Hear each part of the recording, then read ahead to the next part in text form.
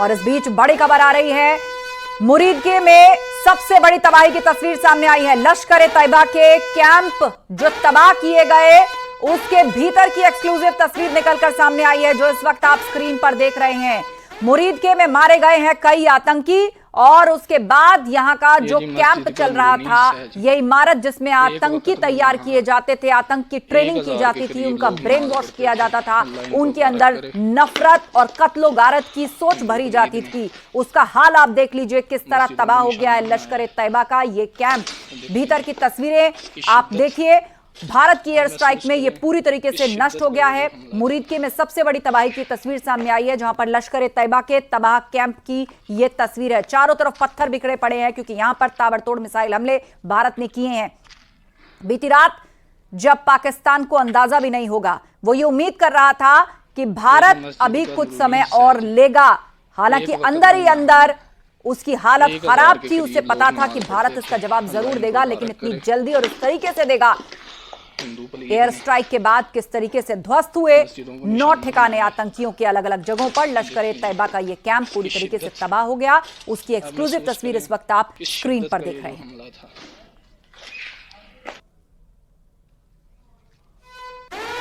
तो ऑपरेशन सिंदूर, एक और बड़ी अपडेट, आतंकी मसूद अजहर के परिवार के 14 लोग मारे गए हैं इस एयर स्ट्राइक में, और इसकी पुष्टि खुद मसूद अजहर ने की है और कहा है मेरा भाई और उसकी पत्नी मारे गए, बहन, बहनोई और भांजा भी मारे गए। इस एयर स्ट्राइक में मसूद अजहर के भी मदरसे को निशाना बनाया गया था, जहां से लगातार उसके नफरती भाषण, लोगों को उकसाना, आतंकियों को ट्रेनिंग देना, भारत के खिलाफ साजिशें करना, वो सब कुछ लगातार सामने था। दरअसल विमान अपहरण के बाद मसूद अजहर जब छूटा, तो उसके बाद से वो लगातार वहां बैठकर भारत के खिलाफ प्लानिंग्स करता था, यहां पर आतंकी घटनाओं को सिलसिलेवार तरीके से अंजाम देता था, और ये सिलसिला रुकने ना पाए, इसके लिए पीढ़ी दर पीढ़ी आतंकियों की खेप भी तैयार करता था। वही मसूद अजहर, उसने खुद पुष्टि की है कि उसके परिवार के 14 लोग मारे गए हैं। मसूद अजहर, जिसका दिल रो रहा है, जिसने भारत के लोगों पर आतंकी हमले करवाए, यहां के परिवार उजाड़े, आज वो अपने परिवार के मरने पर आंसू बहा रहा है और कह रहा है कि इससे अच्छा तो मैं ही मर जाता। मेरा भाई, उसकी पत्नी मारे गए, बहन, बहनोई और भांजा भी मारे गए।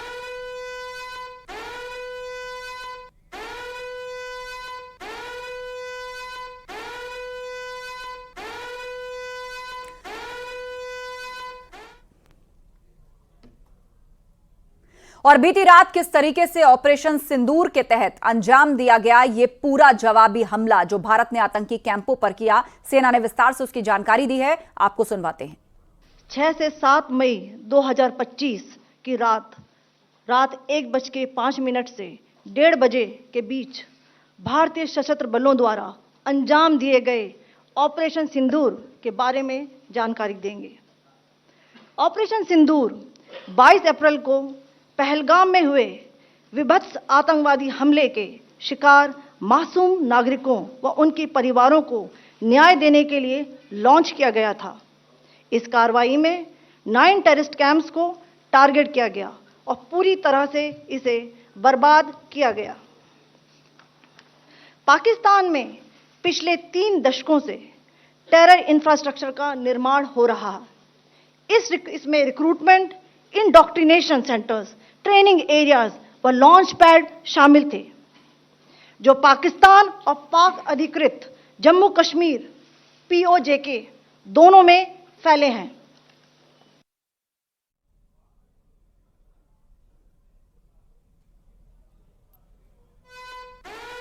सूचनाओं के आधार पर हुआ ताकि आतंक गतिविधियों की रीढ़ तोड़ी जा सके, और यह खास ध्यान दिया गया कि निर्दोष नागरिकों और सिविलियन इंस्टॉलेशन को नुकसान ना पहुंचे।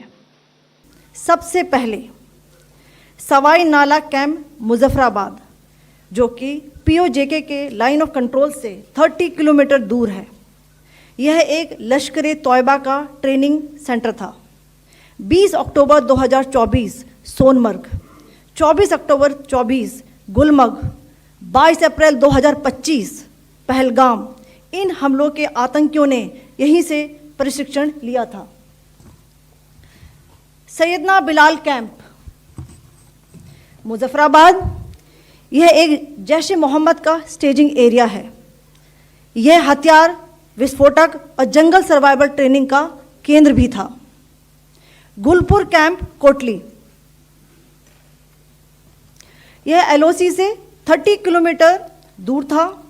लश्कर तोयबा का बेस था जो रजौरी, पुंछ में सक्रिय था। 20 अप्रैल 2023 को पुंछ में और 9 जून 2024 को तीर्थ यात्रियों के बस हमले में यहीं से आतंकी को ट्रेन किया गया था। मरकज सुभान अल्लाह, भावलपुर, यह इंटरनेशनल बाउंड्री से 100 किलोमीटर दूर है। जैश ए मोहम्मद का मुख्यालय था। यहाँ पर रिक्रूटमेंट, ट्रेनिंग व इंडॉक्ट्रिनेशन का केंद्र भी था। शीर्ष आतंकी अक्सर यहाँ आते थे। मैं आप सबको बताना चाहती हूँ कि किसी भी सैन्य ठिकाने का निशाना नहीं बनाया गया और अभी तक किसी तरह की नागरिक क्षति की रिपोर्ट नहीं है। धन्यवाद। जय हिंद। तो किन आतंकी ठिकानों को नेस्तनाबूद किया गया वो एक एक करके ब्रीफिंग में बताया गया और यह भी स्पष्ट किया गया कि किसी भी सिविलियन इंस्टॉलेशन और सैन्य ठिकाने को निशाना नहीं बनाया गया। और इस बीच एक अपडेट, कल सुबह 11 बजे सर्वदलीय बैठक होगी। केंद्र सरकार ने सर्वदलीय बैठक बुलाई है। कल सुबह 11 बजे इस बैठक को किया जाएगा। राजनाथ सिंह और अमित शाह इस बैठक में शामिल होंगे। कल सुबह 11 बजे ऑल पार्टी मीटिंग बुलाई गई है। सभी पार्टियों के महत्वपूर्ण नेता इस बैठक में शामिल होंगे। रक्षा मंत्री राजनाथ सिंह, गृह मंत्री अमित शाह इस बैठक में होंगे और केंद्र सरकार ने यह सर्वदलीय बैठक बुलाई है। आपको बता दें, पुलवामा हमले के बाद, माफ कीजिए, पहलगाम हमले के बाद भी सर्वदलीय बैठक बुलाई गई थी और उसमें चर्चा की गई थी। विपक्षी नेताओं से भी उनके सजेशंस पूछे गए थे, उनकी बात को रखने के लिए कहा गया था और कल सुबह 11 बजे सर्वदलीय बैठक बुलाई जा रही है। राजनाथ सिंह और अमित शाह इस बैठक में शामिल होंगे। केंद्र सरकार ने यह सर्वदलीय बैठक बुलाई है।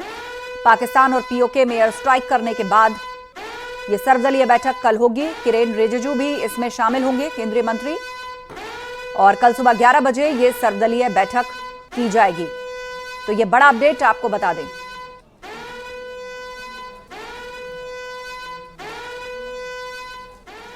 और इस वक्त कैबिनेट की मीटिंग चल रही है, उसकी फिलहाल ये एक्सक्लूसिव तस्वीर आप देख रहे हैं। प्रधानमंत्री मोदी और साथ ही पूरी केंद्रीय कैबिनेट, ये कैबिनेट की मीटिंग फिलहाल की जा रही है। भारत ने पहलगाम हमले के बाद जो एयर स्ट्राइक की है उसके बाद सभी मंत्रियों ने पीएम मोदी की तारीफ की है और इस बैठक में जिस तरह से कदम उठाया गया उसकी प्रशंसा की गई।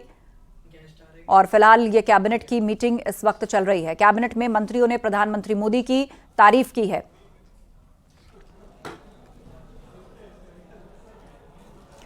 तो आतंकी ठिकानों पर भारत का ऑपरेशन सिंदूर, पाकिस्तान और पीओके में भारत ने एयर स्ट्राइक की।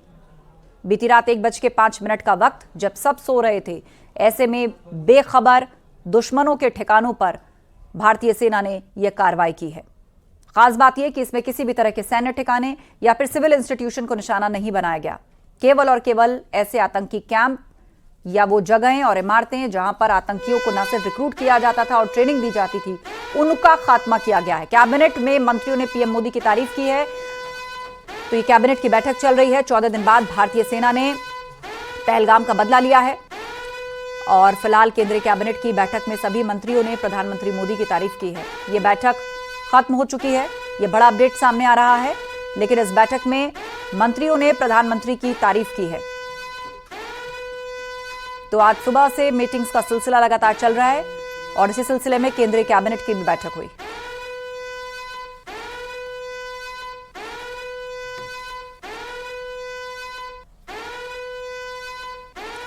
और हमारे दो सहयोगी हमारे साथ जुड़ रहे हैं। लखनऊ से संकेत मिश्रा हैं और उमेश श्रीवास्तव भी हमारे साथ जुड़ रहे हैं।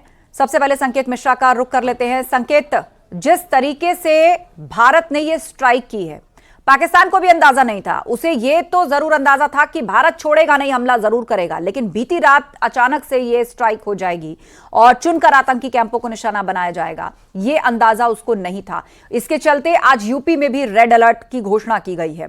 क्या कदम एहतियात के तौर पर उठाए जा रहे हैं और क्या जानकारी आप देना चाहेंगे? बिल्कुल, देखिए जिस तरीके से भारत ने ऑपरेशन सिंदूर के तहत ये स्ट्राइक की है, पाकिस्तान के जो तमाम आतंकी ठिकाने थे उन पर एक साथ भारत ने हमला किया और जाहिर सी बात है कि इस हमले के बाद उत्तर प्रदेश में भी पूरी तरीके से अलर्ट है। यहां पर भी अलर्ट जारी है और जो प्रशासन है वो पूरी तरीके से मुस्तैद है। जो तमाम प्रशासन के अफसर हैं, चाहे वो पुलिस के अफसर हो या शासन के अफसर हो, लगातार समन्वय आपसी बनाकर वो भी बैठकें कर रहे हैं। यानी कि उत्तर प्रदेश में भी पूरी तरीके से अलर्ट है और मॉक ड्रिल होनी है, उसके लेकर भी तैयारियां पूरी हैं। और अगर वही बात करें इस हमले के बाद जो प्रतिक्रियाएं आई हैं उसमें बसपा सुप्रीमो मायावती ने भी इस कार्रवाई को सराहा है। समाजवादी पार्टी के मुखिया अखिलेश यादव ने भी इस कार्रवाई को सराहा है। तो जाहिर सी बात है कि ये एक ऐतिहासिक कार्रवाई जो हुई है, भारत ने जिस तरीके से पाकिस्तान के आतंकी ठिकानों पर हमले किए हैं, ये इसका कहीं ना कहीं जो विपक्ष के तमाम नेता हैं वो भी लगातार इसकी सराहना कर रहे हैं और बाकायदा ट्वीट कर वो बयान जारी कर रहे हैं। उत्तर प्रदेश के जो तमाम उत्तर प्रदेश सरकार के मंत्री, आज हमने उनसे भी बात की, तो एक अब इस घटना के बाद में उत्साह का, जो गर्व का, हर भारतीय गौरवान्वित महसूस कर रहा है, चाहे वो आम लोग हो या फिर खास लोग हो। ये जो कार्रवाई है इसका सीधा तौर पर आम लोगों इससे पूरी तरीके से खुश नजर आ रहे हैं कि भारत ने समय रहते बदला ले लिया और जो ये कार्रवाई हुई ये पूरी प्लानिंग के तहत हुई।